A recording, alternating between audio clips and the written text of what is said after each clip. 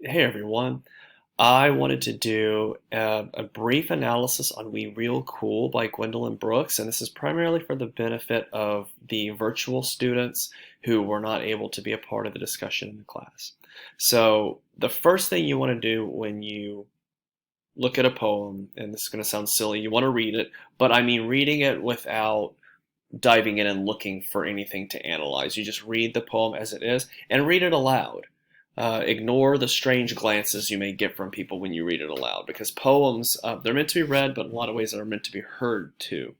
And so I will read it first, and then we'll dive into our analysis. The Pool Players, 7 at the Golden Shovel. We real cool, we left school. We lurk late, we strike straight. We sing sin, we thin gin. We jazz June, we die soon. Now, first off, notice that I didn't pause after saying we. There is no comma there, so I have no reason to pause. There's not what's called an end stop. An end stop is where a sentence ends at the end of the line of poetry. You have an end stop with die soon, but this is using a thing called enjambment. And enjambment is when the line continues into the next one with no pause. So if there is no comma, no semicolon, no dash, you don't pause. You continue reading. So hopefully the first thing you notice about this poem is its brevity. It is very brief, and it is not just short in terms of the length of the poem itself. It's short in terms of the number of the number of lines per stanza. It is short in terms of the number of syllables per line, which also the number of words per line. And the words themselves are very, I would say, very quick. Again, they're one-syllable words. They're simple. There's nothing in here that is too difficult to either comprehend or say. And so when you notice that brevity, that shortness, the first thing that comes to mind for me, and the first thing that stands out, of course, is that last line, we die soon. And so the shortness of the poem corresponds with that line, or rather, that idea of an early death. And these young people, which I'll get to why they're young in a little bit, but to say that they die soon means not only that perhaps they're looking ahead and knowing that they will die soon, but that the word soon also corresponding to the word young, they die young. These young people, and I see young men. I don't, that's just what I see. I know I tell you guys to justify and support it.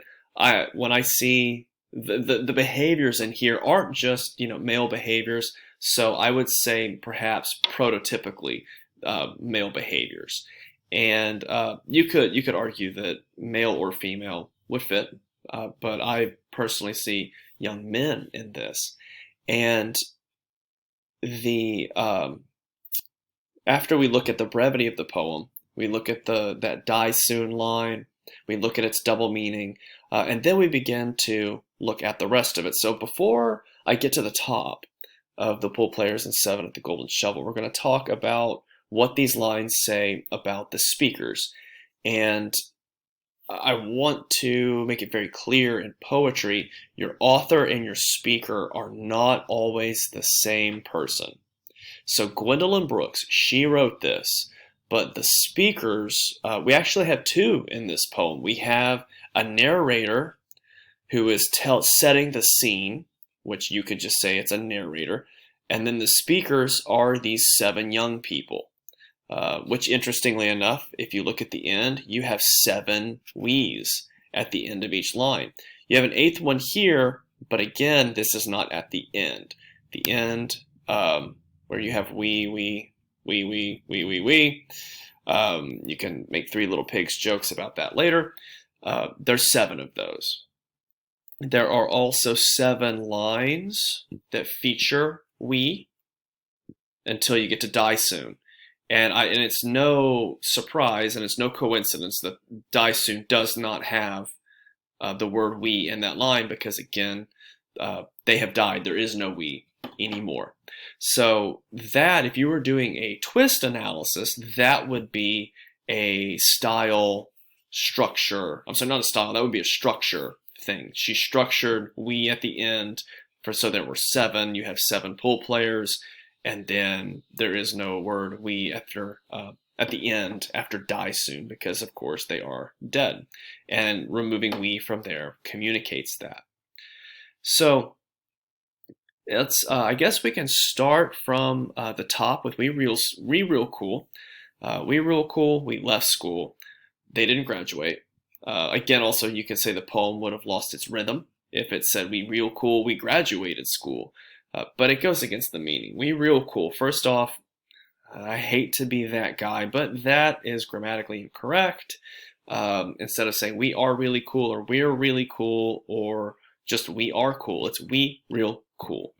Next line is we left school. You could say that the grammar of the first line corresponds to that these young people left school.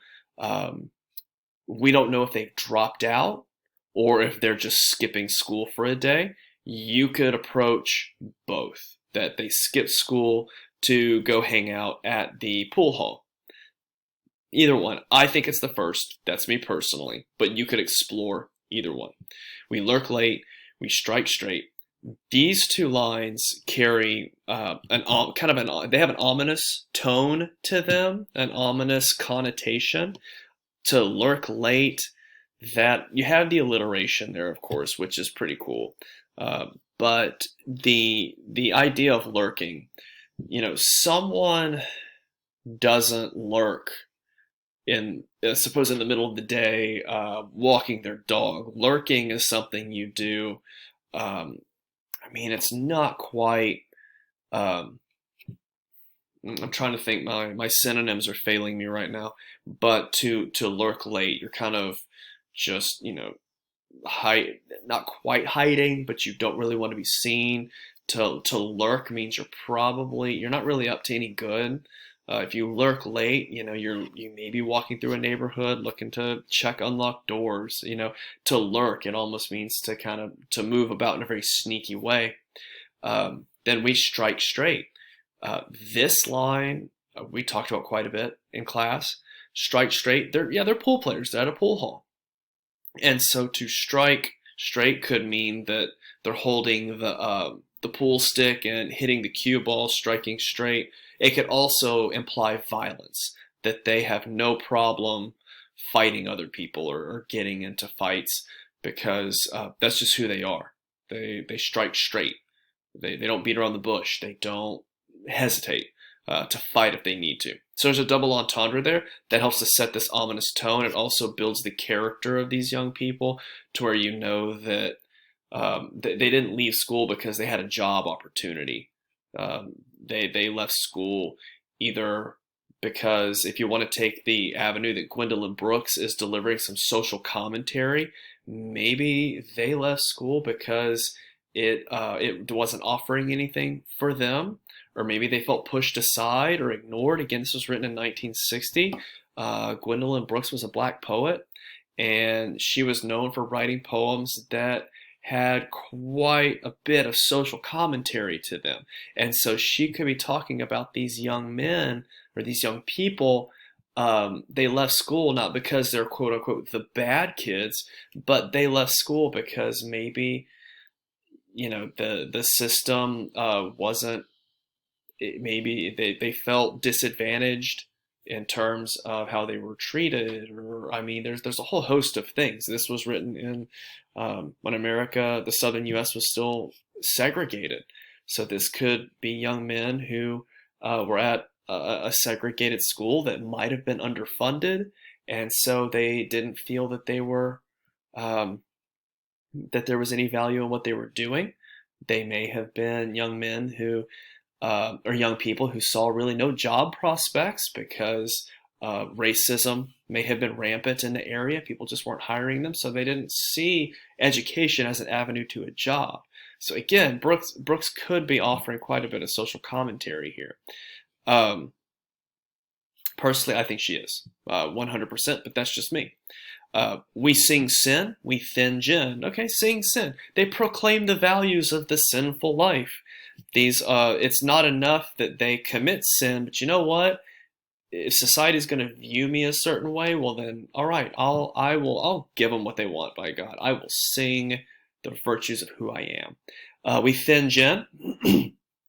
I don't know much about the status of what's considered top shelf quote unquote alcohol in the 60s. I don't know if gin was a fancy drink or if it was a what's commonly called rot gut. So one way or the other, the fact that they're thinning it means they're adding liquid to it so it lasts longer. So these young men, first off, they left school, so they're school age. So they've either stolen some gin or had someone buy it for them. But this implies that they don't have a whole lot of money, or they just don't have access to alcohol. Again, even if they had someone of age buy it for them, they would have to probably pay them. So even whether they paid it with whatever little money they had or they stole it, it's up to the reader. But again, they're engaging in behavior that would otherwise be considered negative. We jazz June. This line, jazz is back then it was young people music. That's what young people listened to. This was before rock and roll came along. So jazz was the music of young people. Jazz is very lively, very vibrant, a little bit chaotic, but very lively, very vibrant, very fun. 60s you had jazz clubs that were pretty popular, and so they jazz June. They are partying through June and they're living it up. And again, the month of June is it's a transition month. People like to say that's the summer. It's not. June, actually 2/3 of June are still technically spring. So it's a month of transition. And these young people are in a transition phase in their life. I imagine that they're about age 16. And they jazz June. So she chose the month of June. She didn't say jazz July, jazz January, jazz March. She chose June. So these young men, it's symbolic of these young men being in this transition time in their life. And it also changes the tone of the poem because there's this tension that begins to build. They're cool, they left school, lurk late, strike straight. You've got that violence, you've got that ominousness. Sing sin, thin gin. We sing the virtues of sin, and we drink while we do it. We jazz June. It lets up a little bit. It lets them have a little more fun. But jazz June, it pulls the tension away from these behaviors, the lurking, striking, sinning, drinking gin. It takes the tension away, that sort of, I don't want to say anxiety, but this buildup of tension in the poem. And I guess I could say anxiety. It's I can't. It's hard to put my finger on what a word other than tension or anxiety. But jazz June, it sort of gives the reader a little bit of a break, and then they die. So you can almost look at it like this tension is building in the poem. It gives you a little bit of release, and then it's over.